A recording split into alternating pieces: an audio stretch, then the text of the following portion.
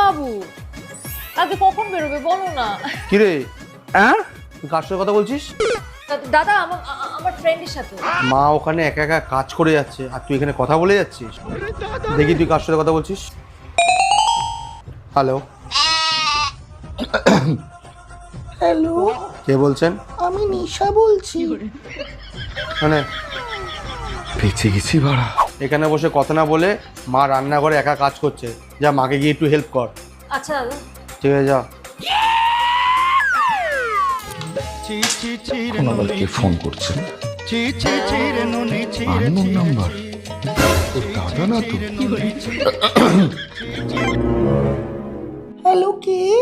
আমি সঞ্জু, নাম তো শুনেছি নিশ্চয়ই।